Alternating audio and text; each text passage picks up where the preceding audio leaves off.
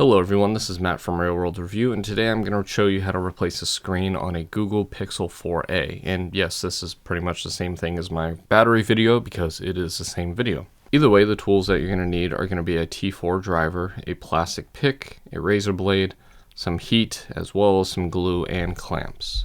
If you want to use isopropyl alcohol, it makes it a little bit easier to take off the screen, but obviously if you're not trying to preserve the OLED that's under it, it's not really that big of a deal. But either way, what we're going to do is we're going to use the heat gun and kind of just heat up the whole front of the phone. I was being careful not to burn the OLED panel because I didn't want to damage this screen. But either way, what we're going to do is heat up the screen and get a razor blade under the glass just a little bit to make sure that we can get into that bezel area. Then what you want to do is use the razor blade to kind of lift up the screen just a little bit so you can get a little bit of a gap for that isopropyl alcohol and just start applying that around the edge of the phone. What this is going to do is it's going to break down the adhesive and make it a lot easier and less likely for the screen to kind of just shatter all over the place. But ultimately, what you're going to do is use that isopropyl alcohol to loosen up the adhesive all on the left side and get a little bit of a gap like you see like this. And then use that pick to kind of add more pressure or cut through the adhesive on that screen.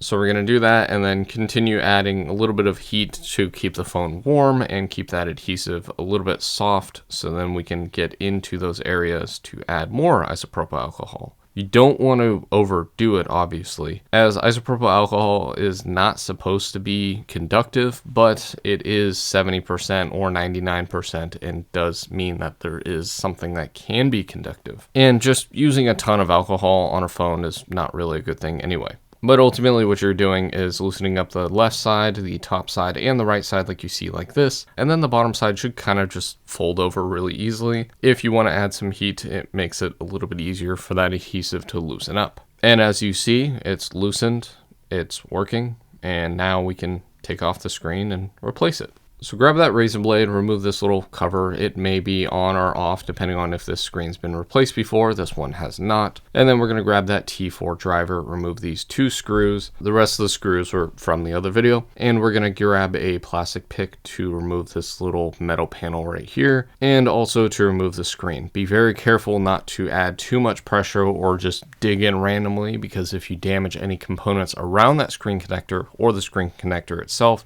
then it's not going to work and you're probably going to want to buy a new phone or try to get this fixed. Then what you want to do is grab the razor blade and just clean up the adhesive around the edges of the phone. You want to make sure it's flat so then there's not really any issues when it comes to putting the adhesive on the phone. Then grab the new screen. Yes, this is a used screen, but it's a new screen for this video, and we're going to plug in the screen like this. Grab that little metal panel, set it back on, and grab the T4 screws, put those two back in, and then put this little cover back on. Now, if your new screen comes with this, don't worry about this little earpiece thing. But if it doesn't, take it off the old one, and then we're just going to set it back in place like this. There should be some adhesive. You can add a little bit of glue to kind of help it stay in place, but once we assemble it in the phone, it'll definitely stay back in place. One thing you want to do is you want to test the screen, make sure that it's working, touchscreen is working, all that good stuff. Then what we're going to do is flip over the screen again, grab the glue, apply it around where the adhesive was when the screen was on there before, making sure to be careful around the earpiece because you don't want to get glue in the earpiece.